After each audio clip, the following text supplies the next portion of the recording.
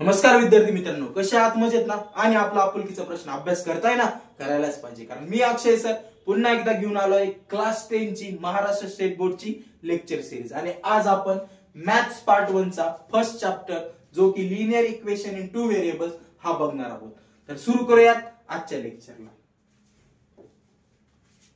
Okay, आता basic गोष्ट आपल्याला माहिती असायला पाहिजे की how the linear equation is form. आता क्लास 9th मध्ये तुम्हाला चॅप्टर होता ज्याचं नाव होतं linear equation in two variables. चॅप्टरचं नेम सुद्धा चेंज झालेलं नाही। त्यामध्ये तुम्ही सर्व काही बेसिक शिकला होता की कशा प्रकारे linear equation in two variables हे काय केलं जातं रे बाळांनो, सॉल्व्ह केलं जातं। तरी जर त्या गोष्टींचा विस्मरण झाला असेल तर मी त्याचेही लेक्चर आपल्या चॅनल वरती टाकलेले आहेत, ठीक आहे। अरे बाबा, जर मिस केले असतील तर काळजी करण्याचं कारण नाही। या लेक्चरच्या डिस्क्रिप्शन मध्ये जे काही तुमचं लिनियर इक्वेशन इन टू व्हेरिएबलचं बेसिक आहे ते मी डिस्क्रिप्शन मध्ये पुट करणार आहोत। तर सुरू करूयात आजच्या प्रवासाला। पहिला चॅप्टर आहे आपला 12 मार्क्सला हा चॅप्टर येतो। 3 मार्कचे 4 क्वेश्चन हे आपल्याला स्टेट बोर्डच्या फायनल एक्झामला येत असतात। आणि हा चॅप्टर म्हणजे खूप सोपा चॅप्टर मानला जातो। हातचे मार्क आहेत, आपल्याला ते सोडायचे नाहीयेत। तर इक्वेशन फॉर्म कसं होतं हे आपल्याला सगळ्यात आधी बघायचं आहे। कुठलाही इक्वेशन फॉर्म करायचं असतं म्हणजे काय असतं रे? It is nothing but it is the combination of coefficient and variable. कुठल्याही गोष्टीमध्ये जेव्हा आपल्याला एखादं इक्वेशन तयार करायचं असेल तर तिथं दोन गोष्टींचं कॉम्बिनेशन असतं। कुठल्या दोन गोष्टी बाबा? एक असतो तुझा कोएफिशियंट ज्यालाच आपण कॉन्स्टंट म्हणतो, आणि दुसरा असतो व्हेरिएबल। सर्वप्रथम आपल्याला माहिती पाहिजे की ह्या कोएफिशियंट आणि व्हेरिएबल यामधला मेन डिफरन्स काय असतो। तो जर कळाला तर आपण इझिली काय करू शकतो रे बाळांनो, कुठलाही इक्वेशन फॉर्म करू शकतो। तर मी तुम्हाला 2 मिनिटात सांगतो। एक आहे आपल्याकडे कोएफिशियंट ज्यालाच आपण काय म्हणतो रे बाळांनो, कॉन्स्टंट, आणि दुसरा आहे आपला व्हेरिएबल। आता या दोघींमधला फरक काय आहे? जी गोष्ट चेंज होत नाही तिला आपण काय म्हणत असतो रे बाळांनो, कॉन्स्टंट म्हणत असतो। फॉर एक्झाम्पल सांगायचं झालं तर मी म्हंटल काय रे की मी तुम्हाला 5 चॉकलेट दिले। किती चॉकलेट दिले? 5। अरे वा सर, आम्हाला 5 चॉकलेट देताय, मजा आहे बाबा आमची। तुम्हाला व्हॅल्यू माहिती आहे, किती चॉकलेट देणार मी तुम्हाला? 5। म्हणजे त्याची व्हॅल्यू चेंज होणार नाही, त्याला आपण काय म्हणणार रे बाळांनो, कॉन्स्टंट म्हणणार आहोत। परंतु ज्याची व्हॅल्यू चेंज होते त्याला आपण काय म्हणत असतो? व्हेरिएबल म्हणत असतो। नावातच आहे व्हॅरी होणे म्हणजे काय रे बाळांनो, चेंज होणे म्हणजे काय असतो? आपला व्हेरिएबल असतो। आता उदाहरण तेच आहे, मी म्हंटल 5 चॉकलेट पहिल्यांदा म्हंटल होतं, आता मी काय म्हणणार रे, मी तुम्हाला एक्स चॉकलेट देणार। किती देणार रे बाळांनो? एक्स। आता एक्स चॉकलेट माहिती नाही किती चॉकलेट आहे, बरोबर आहे की नाही? मी तुम्हाला 5 देऊ शकतो, 4 देऊ शकतो, मनात आलं नुसतं रॅपरच दिलं, चॉकलेट दिलंच नाही। हे कोणाचे डिपेंड आहे? आता माझ्यावरती डिपेंड आहे, कारण जी व्हॅल्यू आहे ती व्हेरिएबलची व्हॅल्यू सांगितली, ती काय होणार रे बाळांनो, व्हॅरी होणार आहे। आणि मग ज्या वेळेस ह्या कॉन्स्टंटचं तुमचं रिलेशन येतं, कशा सोबत येतं रे बाळांनो? व्हेरिएबल सोबत येतं, तेव्हा जे काही फॉर्म होतं त्याला आपण काय म्हणत असतो? इक्वेशन म्हणत असतो। मग 8th स्टँडर्ड मध्ये आपण काय बघितलं होतं? Linear equation in one variable. नावातच काय रे, असं इक्वेशन ज्याच्यामध्ये नंबर ऑफ व्हेरिएबल्स किती आहेत रे? 1 व्हेरिएबल आहे। उदाहरण सांगायचं झालं तर काय होतं रे, a+7 = 8। आता आपण हे एक्झाम्पल घेतलं, यामध्ये काय दिसतंय रे, आपल्याकडे 2 कॉन्स्टंट आहे, एक आहे 7 आणि एक आहे 8। परंतु नंबर ऑफ व्हेरिएबल्स किती आहेत रे आपल्याकडे बाळांनो? एकच आहे। तो कुठला आहे? आपल्याकडे ए आहे। ज्या इक्वेशन मध्ये फक्त एकच व्हेरिएबल असतो त्या इक्वेशनला आपण काय म्हणतो रे? Linear equation in one variable, जे आपण किती वेळा शिकलो होतो? 8th स्टँडर्डला शिकलो होतो। त्यानंतर 9th ला आपल्याला आलं होतं linear equation in two variables, म्हणजे असं इक्वेशन ज्यामध्ये नंबर ऑफ व्हेरिएबल्स किती असणार रे बाळांनो? 2 नंबर ऑफ व्हेरिएबल्स असणार, त्याला आपण म्हणायचो linear equation in two variables. उदाहरण सांगायचं झालं तर आपण काय घेत होतो रे, ax + by = काय रे बाळांनो आता? c। इथं जर मी व्यवस्थित बघितलं तर माझ्या काय लक्षात येतंय, इथे नंबर ऑफ व्हेरिएबल्स किती आहेत माझ्याकडे? 2 आहे सर। कुठले कुठले आहेत रे बाळा? एक आहे x आणि एक आहे y। त्याच बरोबर कॉन्स्टंट किती आहेत माझ्याकडे? 3 आहे सर। कुठले कुठले आहेत? a आहे, b आहे आणि c आहे। मग असं इक्वेशन ज्यामध्ये 2 व्हेरिएबल आहेत त्यांना आपण काय म्हणणार आहोत? Linear equation in two variables. आणि याचा सर्व प्रवास आपल्याला काय करायचा आहे बाळांनो, ह्या चॅप्टर मध्ये बघायचा आहे की हे इक्वेशन कशा प्रकारे सोडवले जातात, याच्या मेथड्स कुठल्या कुठल्या आहेत, याच्या वेगवेगळे टाइप्स कसे पडतात, ग्राफिकल मेथड काय असते, त्याच्यानंतर how to convert non linear equation into linear equation, word problem, भोकाडी बाबा तो कसा सॉल्व्ह करायचा, या सर्व गोष्टी वन बाय वन काय करणार आहोत आपण या लेक्चर सिरीज मध्ये बघणार आहोत. आता सगळ्यात पहिल्यांदा काय रे, मग कुठलीही गोष्ट करायची असेल तर त्याला काय काही रूल्स आहेत. मग कुठलाही गोष्ट जर जे काही इक्वेशन दिलेलं आहे ते linear equation in two variables आहे की नाही हे ओळखण्याचे काही काय आहेत रे, बेसिक रूल्स आहेत. कारण हे असं आहे की जर ते linear equation in two variables आहे हे आपल्याला ओळखता आलं तरच आपण काय करू शकतो रे बाळांनो, त्याचं सोल्युशन काढू शकतो, नाहीतर आपल्याला ते सोल्युशन काढता येणार नाही. मग त्याचे जे रूल आहे त्यातला जो फर्स्ट रूल आहे तो काय सांगतोय तुम्हाला, the equation must having two variables. कुठलाही इक्वेशन असेल आणि त्यामध्ये जर दोन व्हेरिएबल असतील तर त्याला आपण काय म्हणणार आहे रे, linear equation in two variable. परंतु ती एकच गोष्ट असून चालणार आहे का, नाही. हे टोटल 4 नियम आहेत. हे 4ही नियम तिथे सॅटिस्फाय जर झाले तरच आपण त्या इक्वेशनला काय म्हणू शकतो रे बाळांनो, linear equation in two variable ही आपण त्याला म्हणू शकतो. आता दुसरा नियम काय सांगतो, the constant in front of variable, constant in front of variable should not be equal to 0. म्हणजेच काय रे, की जो काही व्हेरिएबल आहे त्याच्या समोर जो काही कॉन्स्टंट येणार आहे त्याची व्हॅल्यू काय असायला नको आहे रे, 0 असायला नको आहे. Let us see one example बघूयात आपण. जर 0 असेल तर काय होईल, जर असं असेल 0x + 7y is equal to 11. इथे आपल्याकडे इक्वेशन आहे. आता तुम्ही काय म्हणणार आहे, सर पहिला लॉ सॅटिस्फाय होतोय, काय सांगताय रे पहिल्या रूल नुसार, the equation must having two variables. किती आहेत, x अँड y. बट जर व्यवस्थित बघितलं ना तर ते 2 नाहीयेत. का, याच्या पुढे 0 आलाय आणि आपल्याला माहितीये कुठल्याही गोष्टीला जर 0 ने मल्टिप्लाय केलं तर आन्सर काय येणार आहे रे, भोपळा 0.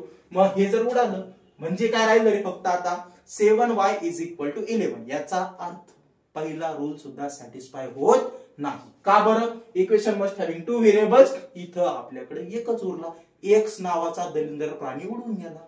लक्षात आलंय. That's why the second rule is very important. What, the constant in front of variable must not be equal to 0. तिसरा रूल काय सांगतोय आपल्याला, the power of that variable must be 1. जो काही पॉवर असणार आहे तुमच्या व्हेरिएबलच्या वरती त्याची व्हॅल्यू किती असायला हवी रे बाळांनो, नेहमी 1 असायला हवी. एक्झाम्पल बघायचं असेल तर बघू शकतो आपण, 2x + 6y is equal to काय, माझ्याकडे 3. आता जर इथे नीट बघितलं तर काय लक्षात येतंय, पहिला रूल सॅटिस्फाय होतोय. कुठला, दोन व्हेरिएबल आहे x आणि y. दुसरा रूल काय सांगतोय, त्यांच्या समोर जो काही कोएफिशियंट येणार आहे किंवा कॉन्स्टंट येणार आहे त्याची व्हॅल्यू काय नकोय रे बाळांनो, 0 नकोय. नाहीये सर, एकीकडे 2 आहे एकीकडे किती आहे रे, 6 म्हणजे 6 आहे. तिसरा रूल काय, power of that variable must be 1. Power म्हणजे काय, इंडायसेस चॅप्टर क्लास 7th बरोबर आपल्याला माहिती, डोक्यावर जे असते ती पॉवर. आता याच्या डोक्यावर काहीच नाही म्हणजे किती रे बाळांनो, 1. वायच्या डोक्यावर पण काय नाही म्हणजे काय, 1. याचाच अर्थ काय, याची पॉवर किती असणार आहे बाळांनो, 1 असणार आहे. आणि लास्ट जो आहे तो कुठला आहे तुमचा, the equation must be in the form of, काय पाहिजे तो, ax + by is equal to काय रे बाळांनो, c. म्हणजेच काय, जे काही इक्वेशन आहे ते इन द फॉर्म ऑफ काय पाहिजे तुमचा, ax + by is equal to c. उदाहरण सांगायचं झालं तर एक लग्न लावायचंय, एक वर आणि एक वधू आहे तुमच्याकडे. पहिला रूल काय असतो, वरला वधू पसंत पडली पाहिजे. दुसरा रूल काय, वधूला वर पसंत पडला पाहिजे. तिसरा काय, घरच्यांना ते 2 दलिंदर प्राणी पसंत पडले पाहिजे. एवढं झाल्यानंतर आपण लगेच म्हणतो का, चला सगळं पसंत आहे, घ्या दरवाजाच्या बाहेर घ्या रस्त्यावर लग्न लावून. तसं चालत नाही. त्याला काय रे असते, एक साचा असतो. मग आपण काय करतो, एखादं मंगल कार्यालय बुक करतो, मंदिर बघतो.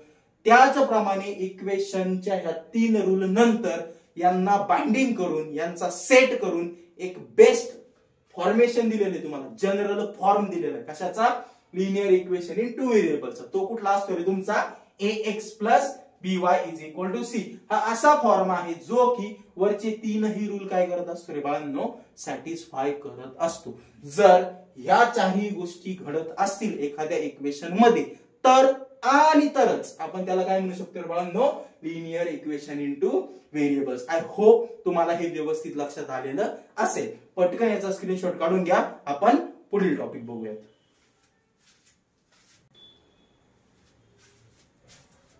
ओके, आय होप तुम्ही स्क्रीनशॉट घेतलेला असेल.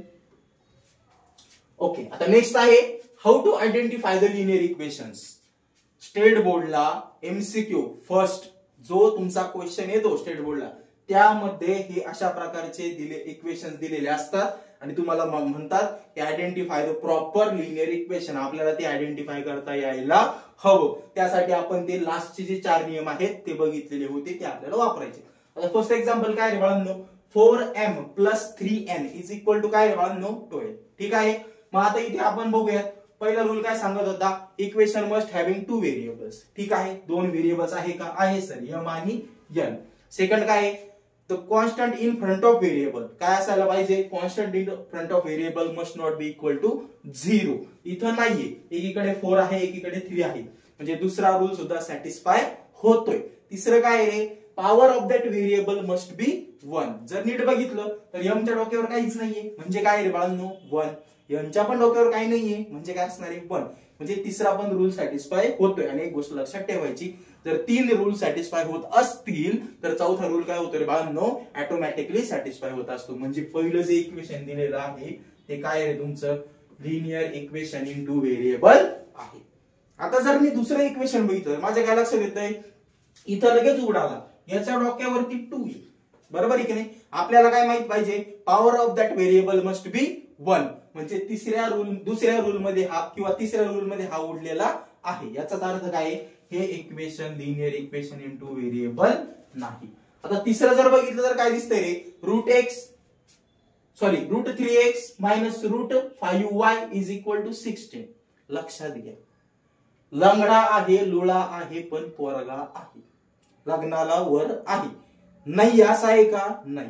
व्हॅल्यू 0 नाहीये, ती रूट मध्ये असू द्या, 0.000 मध्ये असू द्या, 0.0015 काही असू द्या, पण ते एक्झॅक्ट 0 आहे का, नाही. मग याचा अर्थ हा काय तुमचा लिनियर इक्वेशन इंटू व्हेरिएबल आहे. कसं, नीट लक्ष द्या. 2 व्हेरिएबल आहे, x आणि y.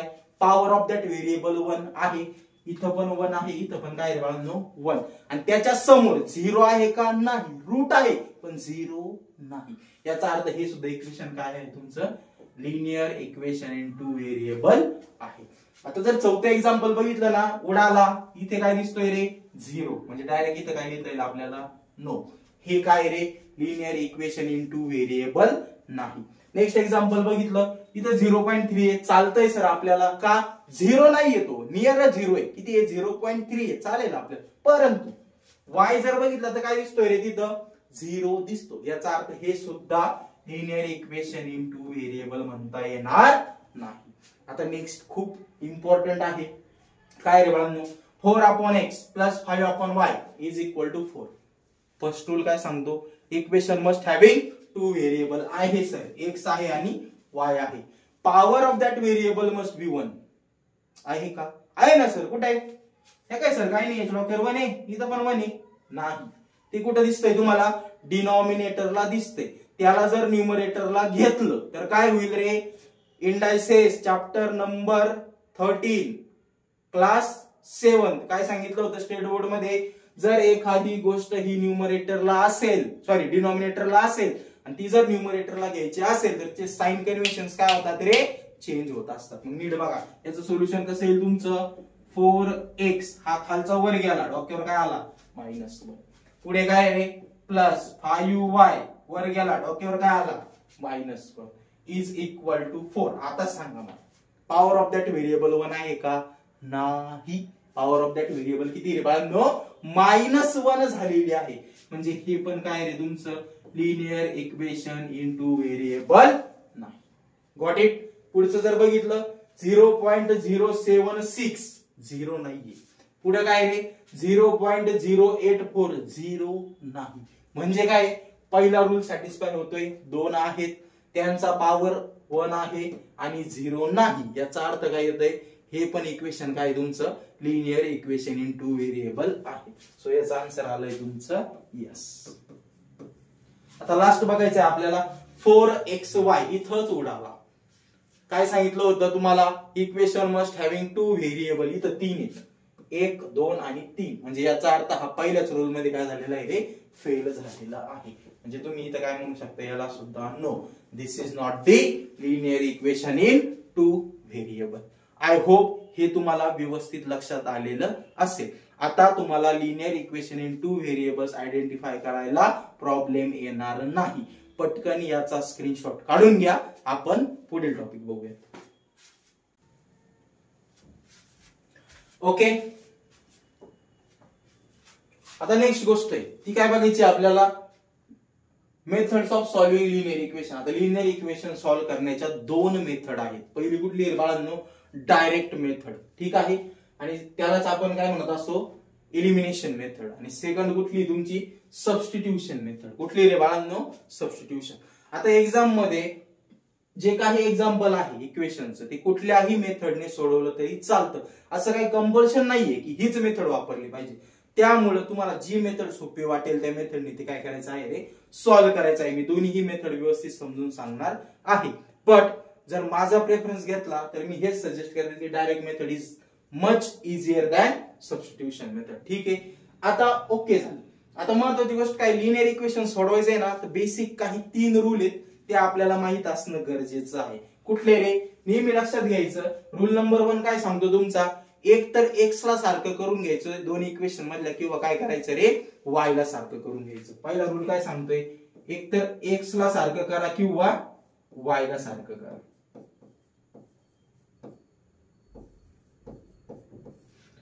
दिलेल्या इक्वेशन मध्ये एक तर आपल्याला एक्स ला सारखं करून घ्यायचं असतं किंवा वाय ला सारखं करून घ्यायचं असतं. याचा डिटेल व्हिडिओ मी 9च्या लिनियर इक्वेशन इन 2 व्हेरिएबल्स मध्ये दिलेला आहे, त्याची लिंक पण मी डिस्क्रिप्शन मध्ये देणार आहे. जर इथे नसेल कळालं तर तिथे जाऊन तुम्ही व्यवस्थित ते बघू शकता. विथ एक्झाम्पल मी ते एक्सप्लेन केलेलं आहे. त्यानंतर सेकंड रूल काय सांगत होता आपल्याला 9ला, जे सारखे केलंय, एक्स सारखा केला असेल किंवा वाय केला असेल, त्यांचे साइन कन्व्हेन्शन बघायचे. काय बघायचे, साइन कन्व्हेन्शन. जर साइन कन्व्हेन्शन सेम असतील तर त्यांची काय करत होतो रे आपण, सबस्ट्रॅक्शन. जर साइन कन्व्हेन्शन डिफरंट असतील तर त्यांची काय होत असते रे, ऍडिशन. हा सेकंड रूल फार इम्पॉर्टंट आहे. काय सांगितलंय मी, जर सेम असतील सबस्ट्रॅक्शन करायची, जर डिफरंट असतील तर काय करतो आपण, ऍडिशन करतो. असं तिसरा रूल काय आहे, जर सबस्ट्रॅक्शन करण्याची गरज पडली तर जे तुमचा सेकंड इक्वेशन येणार आहे, सेकंड इक्वेशन सबस्ट्रॅक्शन मधलं, त्याचे साइन कन्व्हेन्शन्स काय करायचे असतात रे, चेंज करायचे असतात. त्याचे काय करायचे, तुम्हाला साइन कन्व्हेन्शन्स काय करावे लागतात, चेंज करावे लागतात. हे 9चे 3 बेसिक रूल होते, जे की मी एक स्मॉल रिकॅप दिलेला आहे. एक्झाम्पल सोडवताना ते तुमच्या लक्षात येईलच, पण तरीही जर आणखी ब्रीफ मध्ये नॉलेज हवं असेल तर व्हिडिओ मी डिस्क्रिप्शन मध्ये टाकणार आहे, ती आवर्जून बघा, ती बघायला विसरू नका. ठीक आहे, तर आता आपण सुरुवात करणार आहोत आपली पहिली मेथड, जिचं नाव काय रे बाळांनो, डायरेक्ट मेथड.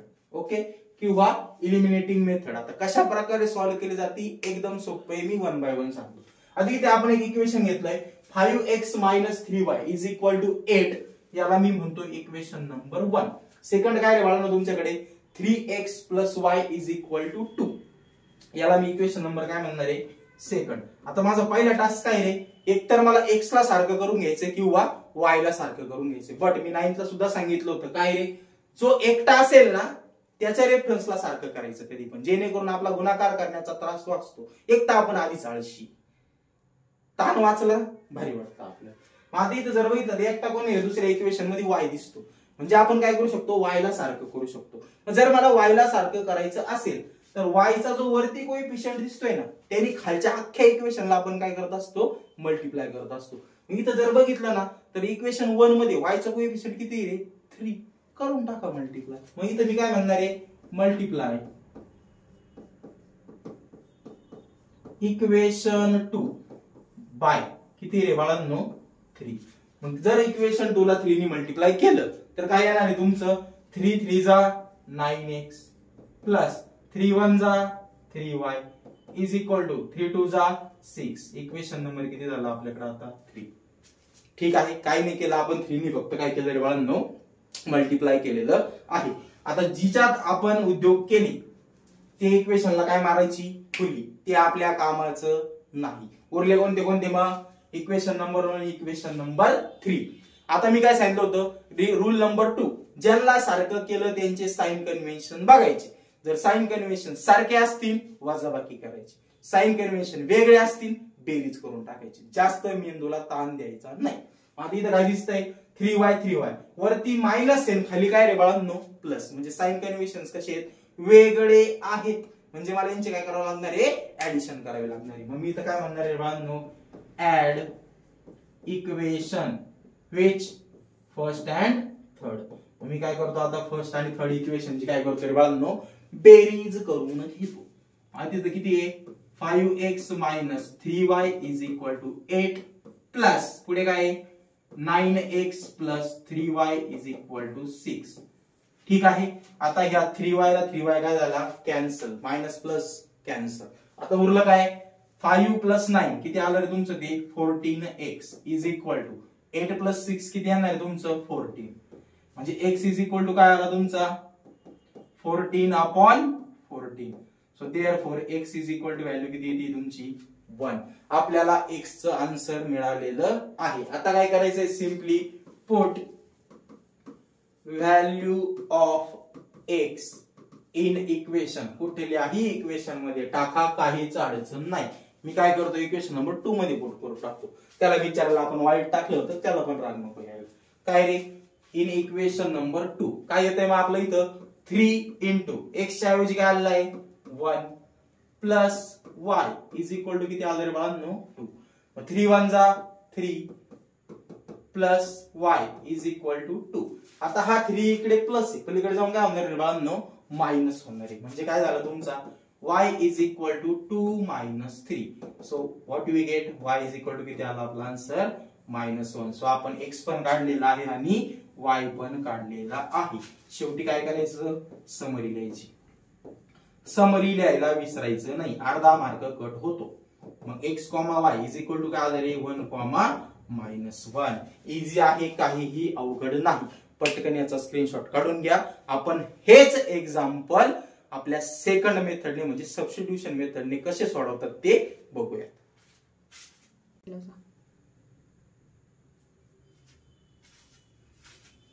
ओके, आता हेच एक्झाम्पल आपण काय करूया रे, सेकंड मेथड म्हणजे कुठली, सबस्टिट्यूशन मेथडने सोडून बघूया.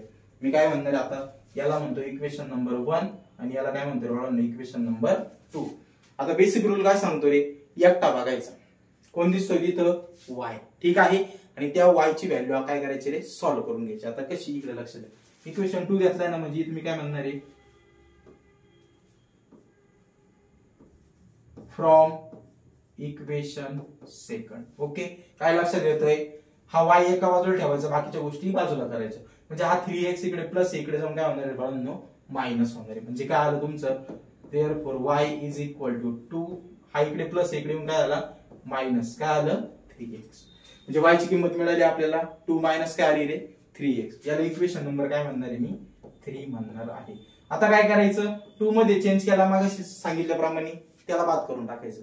आलेली y ची किंमत कुठं पुट करणार तुम्ही, आता इक्वेशन नंबर 1 मध्ये पुट करायची. ठीक आहे. मग मी इथं काय म्हणणार, put value of y in equation 1. Equation 1 मध्ये मला y ची व्हॅल्यू पुट करायची आहे. करूया पुट. काय जरी बाळांनो, देअरफॉर 5x जसाच्या तसा मायनस, आता 3 y च्या ऐवजी काय पुट करायचं आहे मला 2 minus 3x is equal to काय आलं रे बाळांनो 8. ठीक आहे. पुढे जर फर्दर सॉल्व्ह केलं तर काय येईल तुमचं 5x मायनस 3 ने मध्ये मल्टिप्लाय करून घ्या, 3 2 जा 6, मायनस मायनस काय होईल प्लस, इथे मायनस आहे इथं मायनस आहे, त्यांचं मल्टिप्लिकेशन आहे म्हणजे मायनस मायनस काय होणार आहे प्लस होणार आहे. 3 3 जा 9x इज इक्वल टू काय आलं रे बाळांनो 8. आता जर नीट बघितलं तर काय लक्षात येतंय, हा 5 प्लस 9 किती झाला रे 14x इज इक्वल टू, आता हा 6 इकडे प्लस आहे, पलीकडे जाऊन काय होणार रे बाळांनो, सॉरी मायनस आहे, पलीकडे जाऊन काय होणार आहे प्लस होणार आहे. म्हणजे इथे किती आलं तुमचं 8 plus 6, therefore 14x is equal to किती आलं रे बाळांनो 14. Therefore x is equal to किती येणार आहे तुमचा 14 डिवायडेड बाय 14. सो x ची किंमत किती आली तुमची 1. ओके, आले सेम आन्सर.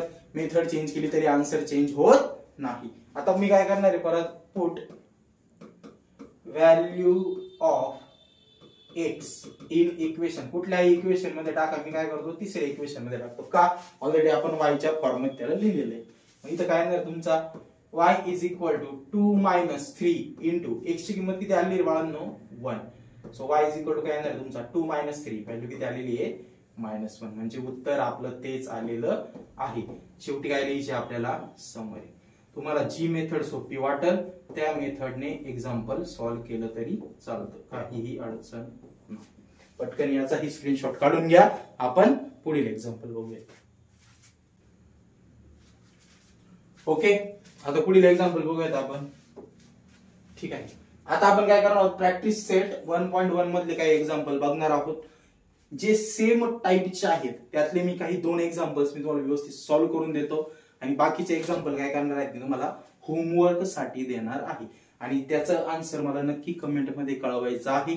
जरी नाही सॉल्व्ह करता आले तरीही मला टाका, मी ते तुम्हाला परत सॉल्व्ह करून देईल. बघूयात आपण. फर्स्ट एक्झाम्पल दिलंय आपल्याला 5x + 3y is equal to काय रे बाळांनो 9. मी याला काय म्हणणार आहे, इक्वेशन नंबर काय म्हणतो 1.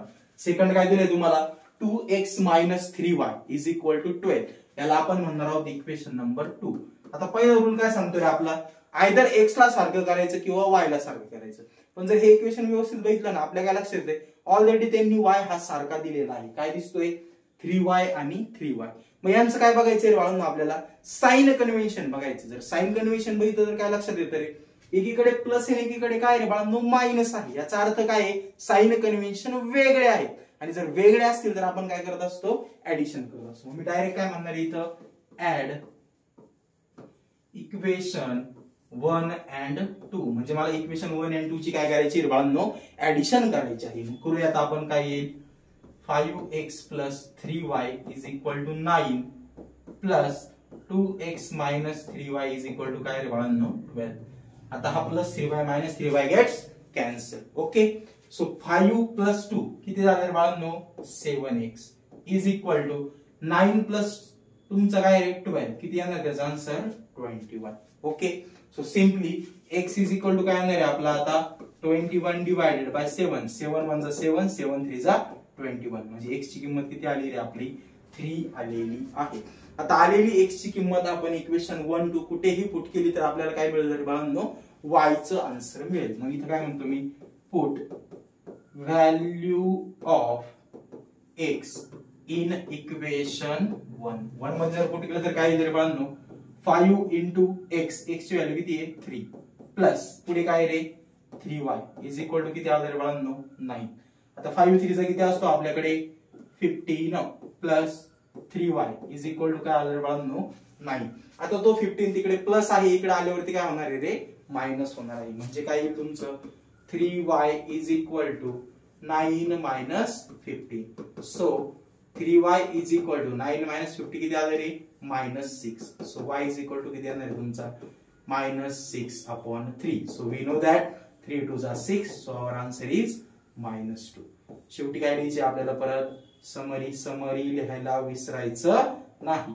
x, y is equal to काय रे बाळांनो आपलं 3, -2. पटकन याचा स्क्रीनशॉट काढून घ्या. आपण पुढील एक्झाम्पल बघूया. ओके, आय होप तुम्हाला हे व्यवस्थित लक्षात आलेलं असेल. आता नेक्स्ट एक्झाम्पल आहे आपलं 3a + 5b is equal to किती रे बाळांनो 26. याला मी म्हणतो इक्वेशन नंबर 1.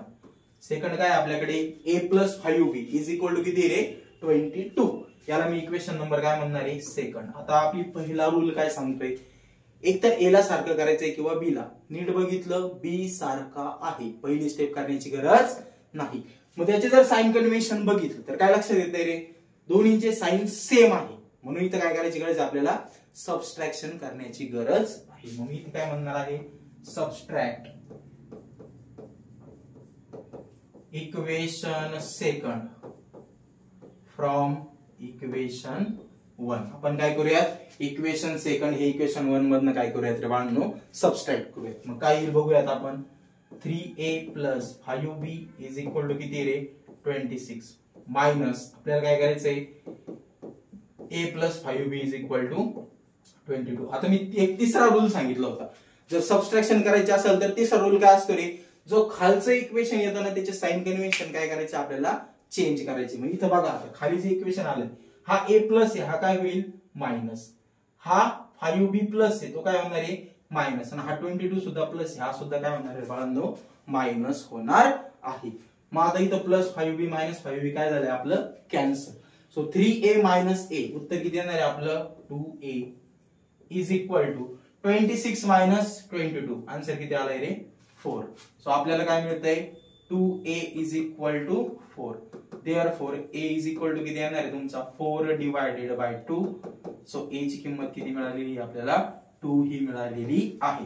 आता आलेला a आपण इक्वेशन 1 किंवा 2 कुठेही पुट केला तरी आपल्याला कशाची व्हॅल्यू मिळेल तर बाळांनो b ची व्हॅल्यू मिळेल. मग इथे मी काय म्हणतो put value of a in equation 1 मध्ये पुट करूया किंवा 2 मध्ये करूया, चला 2 मध्ये करू, ठीक आहे. सो a ची किंमत किती आली आपली 2 plus 5b is equal to किती रे बाळांनो 22, ठीक आहे. आता हा 2 इकडे प्लस आहे, इकडे येऊन काय होणार आहे minus. Therefore 5b is equal to 22 minus 2. So आपल्याला काय मिळतंय रे 5b इज इक्वल टू काय मिळणार आहे 20. So therefore b is equal to किती येतोय आपला 20 डिवायडेड बाय 5. आपल्याला b चा आन्सर किती आला रे बाळांनो 4. दोन्ही आन्सर आपले आलेले आहे. शेवटी आपल्याला काय लिहायची रे बाळांनो समरी. समरी काय येते मग a, b is equal to काय रे बाळांनो 2, 4. पटकन याचाही स्क्रीनशॉट पटकन काढून घ्या.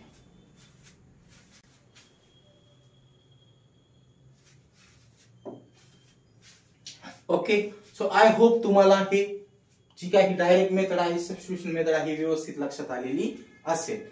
मी प्लस मायनस सगळे जे काही बेसिस आहे याच्यात ते सगळे काय केलेले आहेत रे कव्हर केलेले आहेत. आता हे काही 4 एक्झाम्पल्स आहेत जे तुमच्या प्रॅक्टिस सेट मधलेच आहेत. ते तुम्हाला मी जे की आपण जे एक्झाम्पल बघितले त्याच्याशी सेम रिलेटेड आहेत हे तुम्हाला होमवर्क साठी दिलेले आहेत. हे व्यवस्थित सॉल्व्ह करायचे आहेत आणि याचं आन्सर मला कमेंट मध्ये टाकायला विसरायचं नाही. जर एखादं एक्झाम्पल तुम्हाला समजलं नाही तरीही नेक्स्ट लेक्चर मध्ये मी ते काय करेल रे सोडवून देईल. फक्त मला कमेंट मध्ये तो एक्झाम्पलचा नंबर टाकायला विसरू नका. तर ठीक आहे, ओके. तर आजच्या लेक्चर मध्ये आपण जे काही फर्स्ट बेसिक आहे तुमचं कशाचं रे बाळांनो लिनियर इक्वेशन इन 2 व्हेरिएबलचं ते आपण व्यवस्थित बघितलेलं आहे. आता नेक्स्ट लेक्चर मध्ये काय करणार आहोत आपण या प्रॅक्टिस सेट मध्ये जे थोडेसे डिफरंट एक्झाम्पल आहेत ते काय करणार आहोत रे कव्हर करणार आहोत आणि ग्राफिकल मेथड काय असते ते पण आपण नेक्स्ट लेक्चर मध्ये बघणार आहोत. आय होप तुम्हाला हे लेक्चर व्यवस्थित समजत असेल. गणित हे मॅथमॅटिक्स जे आहे ते मजेत तुम्ही शिकत असाल अशीच मला आशा आहे.